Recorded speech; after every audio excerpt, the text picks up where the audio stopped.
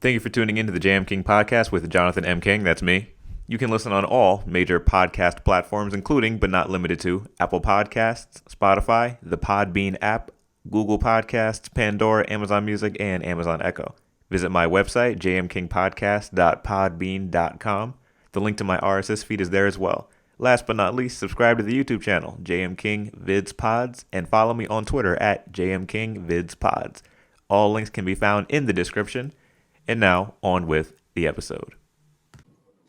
Coming up on this episode of the JMKing podcast, I'm joined by one of my best friends, Matthew Francisco, aka Movie Matt. Say hi to the people, Matthew. Well, greetings and salutations, Internet. Today, we're going to be talking about our top 5 favorite movies of all time. Not the best movies that are ever created, but 5 of our favorites, and the 5 that have stuck with us and probably will be until we see something better or something that's more meaningful. But it's probably not going to happen. So, top 5 favorite movies from myself and Movie Matt coming right up. JMKing podcast.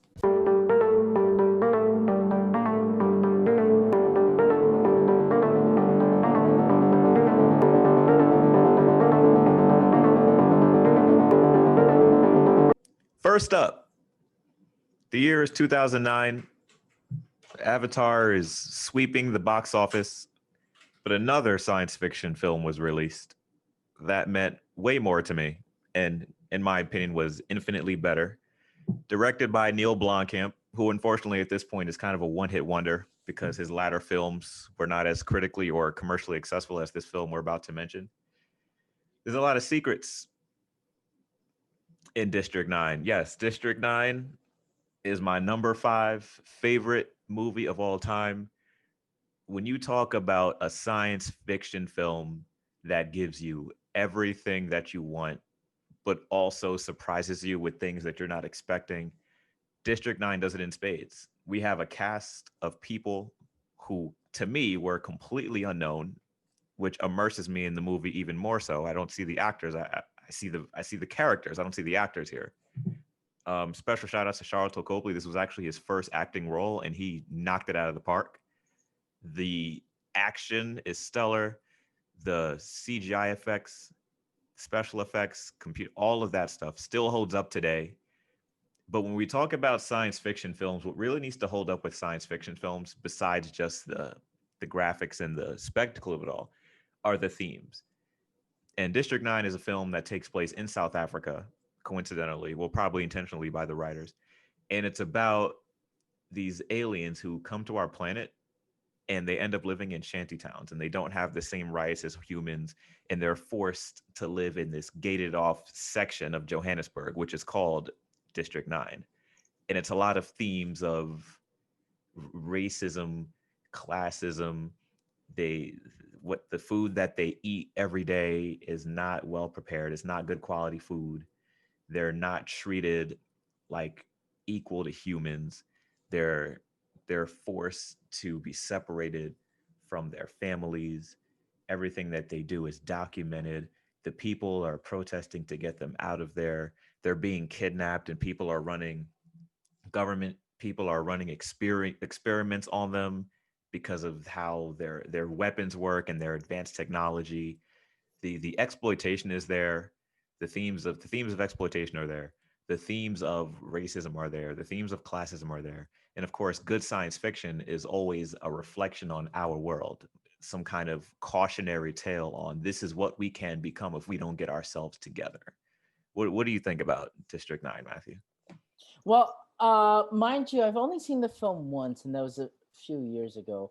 But you're so right about science fiction. It's not. I mean, you need the spectacle, of course, in order to get the kiddies out there and to bring in the box office revenue. But it's really about the question, like, what is the issue at stake? Because the wonderful thing about science fiction is it almost presents these moral quandaries in a very like entertaining way, in a very fantastical way, yet it's still grounded in science though. So it's almost Sure. like this it's almost like this thinking experiment in some ways. Obviously themes of racism, class division, still relevant even today, not to get too political, but Yep. you see, that's what's wonderful about science fiction, is that it takes these issues that are very polarizing, that are very kind of, divisive, emotionally provocative, and it kind of almost makes it easier to swallow in some ways. Yeah, it's the idea of racism, classism, the Black Lives Matter movement, civil rights, Hmm. all of these things can be tough to conceptualize for some Sure, folk. sure. And it's much easier if you see humans versus aliens. Right. It's a lot less nuanced. It's very easy. It's more digestible. What do you think? It's almost like because you have a certain separation of the certain separation already. Like you're separate to a certain degree because oh, these are just like funny green people, you know. But then when you really try to unbox it, try to unwrap it, you go, wow, this is really a parallel into our own society. You see, isn't that's much more, I would say, digestible, because that's the word we're using right now, than Yeah, someone going like, finger wagging, going, no, no, this is what's happening, or you're being preached, or you're being lectured. yeah. It's not pretentious.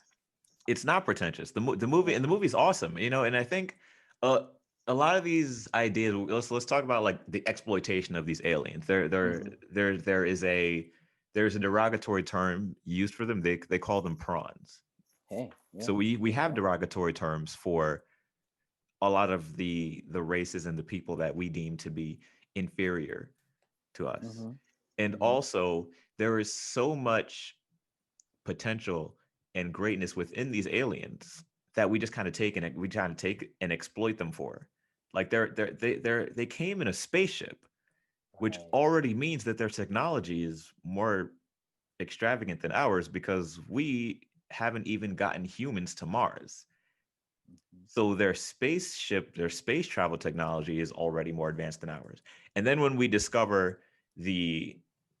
when we discover what their weapons can do, Hmm. then we see, wow, these weapons are more advanced than the ones that we have here on Earth. And it's kind of this parallel between when we look at when we look at maybe I don't want to say as Americans, but if we look at our history as humans, whenever we find ourselves to be superior and we look at another culture as primitive, we'll take certain things that they're good at and kind of repurpose it for ourselves without giving them credit for it.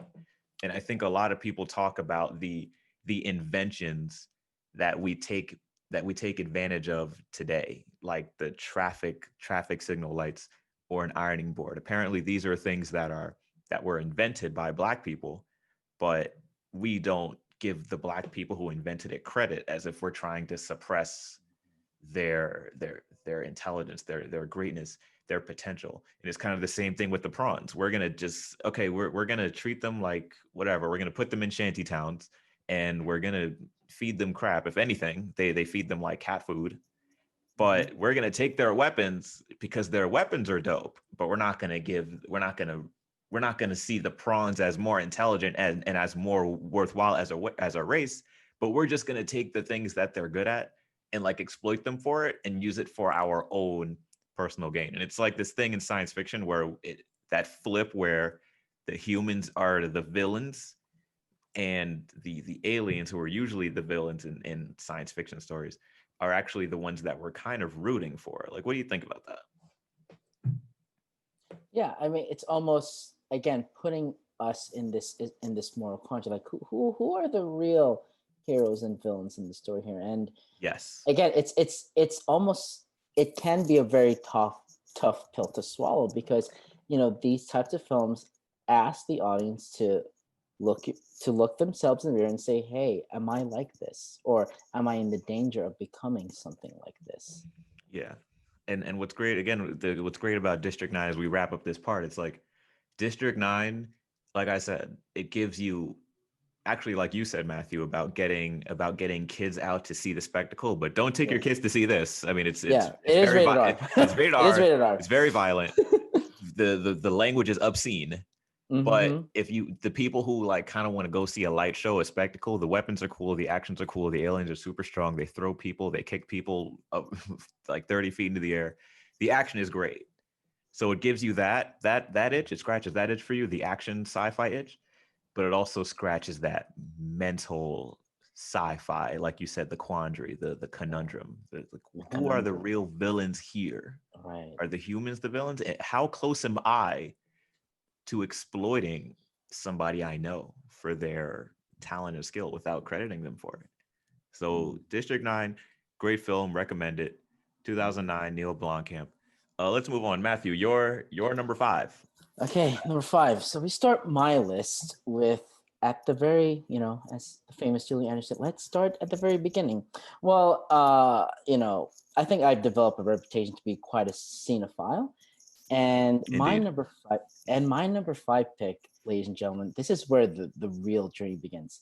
So take yourselves back, 1994. This 3-year-old Filipino kid, which is me, by the way.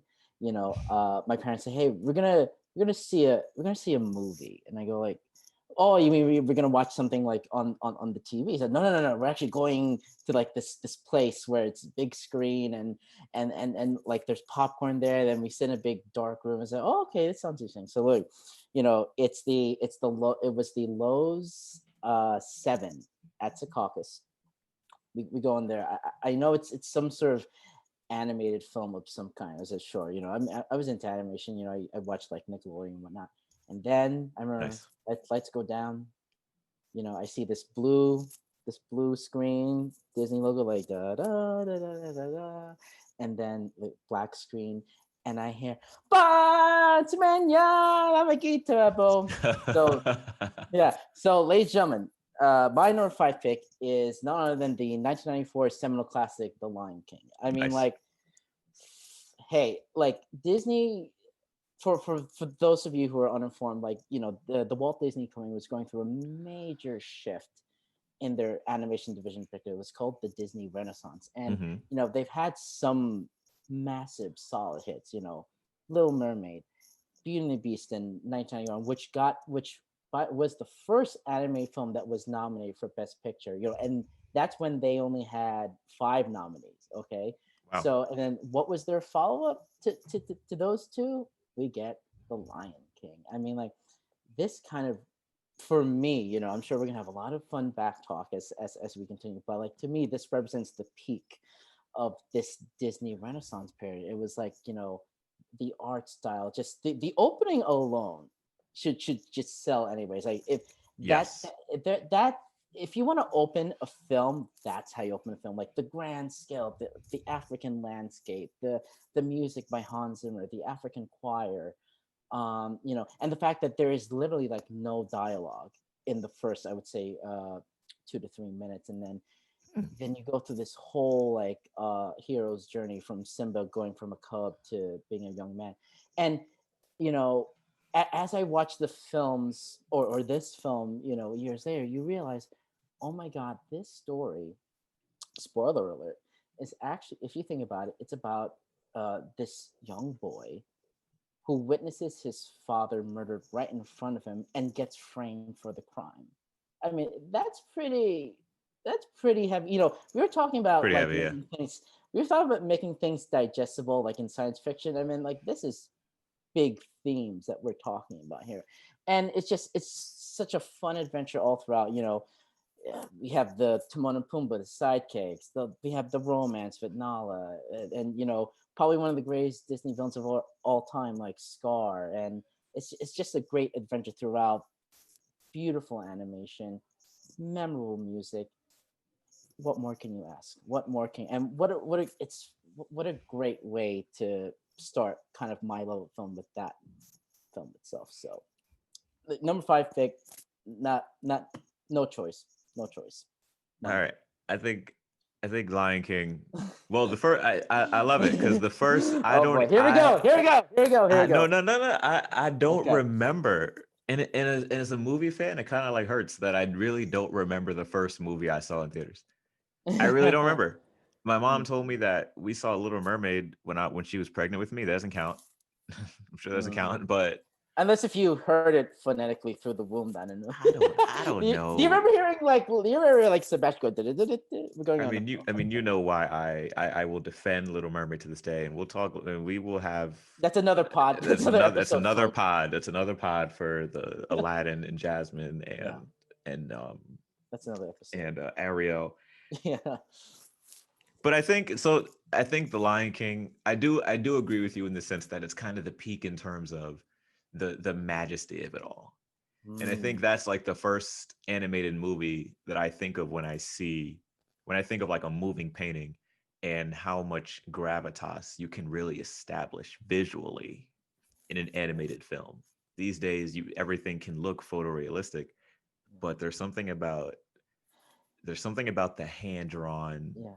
and And painting if I can aspect interject, of if it. you don't Yeah, mind, there's a one shot that really I just think about all the time. It's like I forgot. It was like I think it was the zebras that were like going through like stampeding, and then the camera literally like zooms to the foreground. You see the little ants. that's the exact same shot I'm thinking of. That's Right, that's the shot that exactly. resonates with me the most. It's like, Because it I was feels like, like a Mom, is that real. real? Is that real? And it's just actually using live action techniques.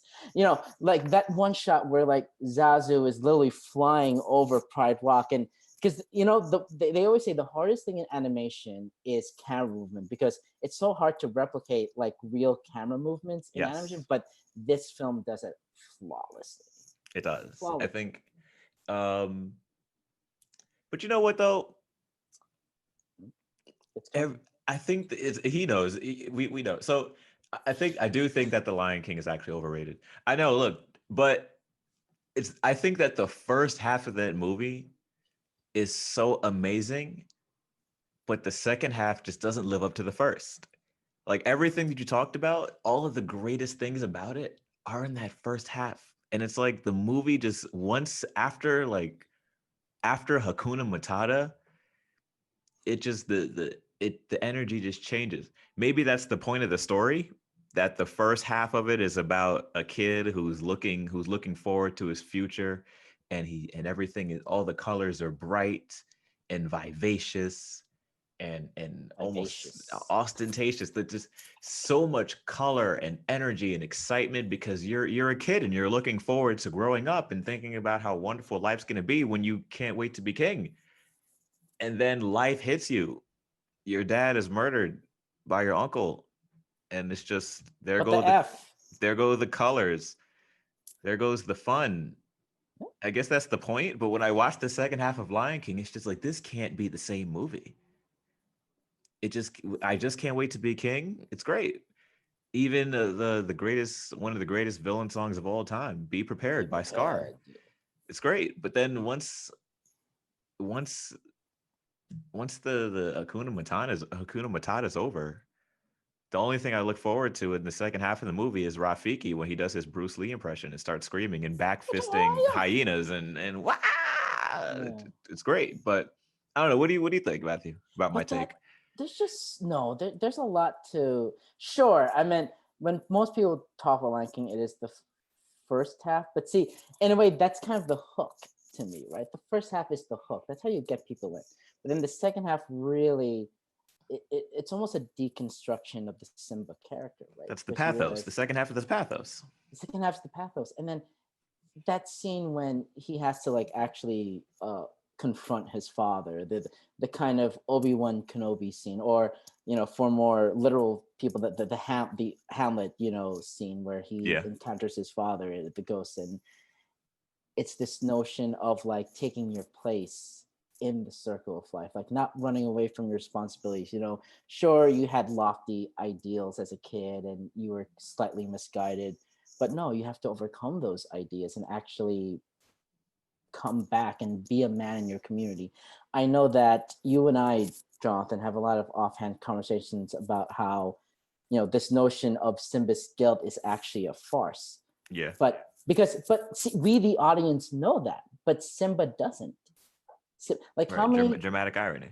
right? But it's not dramatic irony. But think about it from like a child's perspective. Like how many things as kids, or when we were kids, that we thought were true but actually weren't, but we believe those things to be true, and it causes us so much anxiety. It's almost like a level of trauma. Almost, this is ultimately about how a boy overcomes trauma. It's kind of like, if you want to draw another parallel, it's almost like the Bruce Wayne parallel, isn't it? Where like, Bruce Wayne sees his parents murdered right in front of him, and yet even though he didn't pull the trigger, he takes responsibility for the murder. Hmm. It's like he has this whole thing about, if I had not been scared, well, depending on which version, which version of the origin you follow, but if I had not asked them to have gone to the movies, or have not been scared during the movie, my parents would have been alive today, and therefore I have blood on my hands. Yeah, and I think as kids, that is so eloquently put, Matthew. It's like we as children, when we're children, we're egotistical, and we're Mm, egotistical not in the sense of we think everything is about us and that we're the best. We're egotistical because we internalize everything as if we played a yes, role in it. yes, I remember yes. when September 11th happened. Mm, I was in New Jersey. I was in sixth grade. I'm old, y'all. I was in sixth grade when it happened, and we heard a plane fly over our school, and then mm-hmm. we got word in New Jersey's very close to PA. So when we heard about the plane that crashed, where when the passengers fought back, and that plane crashed, as a kid, I'm thinking the plane that we heard fly over our school was the plane that crashed. I could have called somebody. I'm 11, but as a kid, I feel like my home is a target. Like the terrorists are not thinking about your Teaneck, New Jersey house, Jonathan. They're not. Nope. But as a kid, we just internalize it. So for Simba, and of course, Scar set it up that way. Oh yeah. He That's set what it makes up. him that's what makes him such a son of a gun. Like he is so, if you want a really good villain knows how to manipulate, and he kind of makes the hero his own victim, or he manipulates the hero into thinking that it's his fault. Like how how how Machiavellian is that? That's dastardly. Dastardly. You make the Dastardly. hero think. Think it's his fault. Yeah. We'll get when we get to my number two, we'll talk more about how villains and Mm. heroes wanting the same thing. Certainly a lot of villainy in that choice. Oh, Yes. oh yeah. When we Yeah. get to the Okay. number two. And Mhm. I think just my final thoughts on Lion King.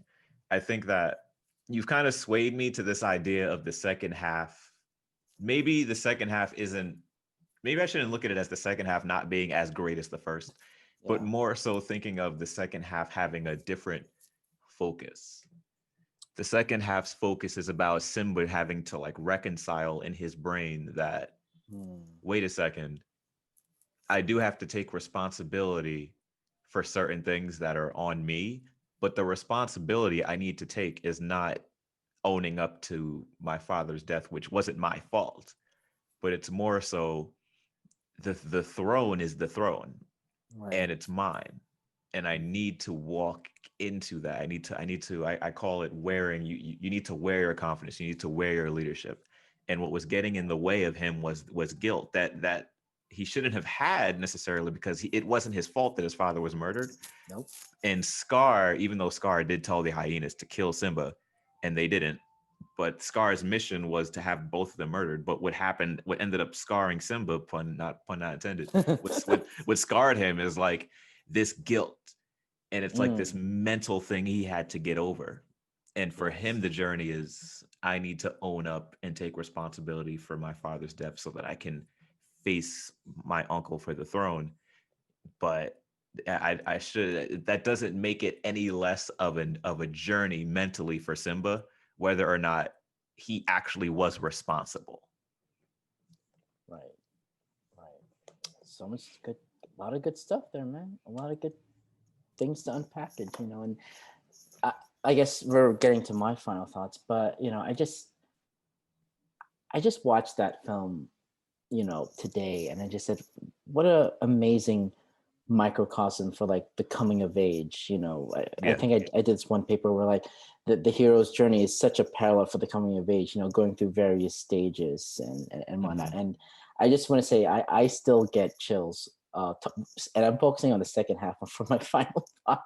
Nice. I I still get chills when it was like after the final battle, and then the rain's pouring in after the big fight, and then Rafiki goes like he goes like it is time, and then it's literally this slow walk of like Simba.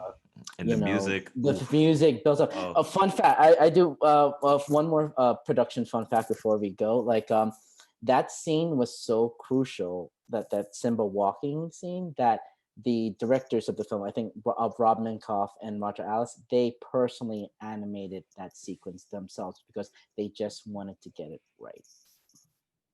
Okay. So we're going to take a quick break here.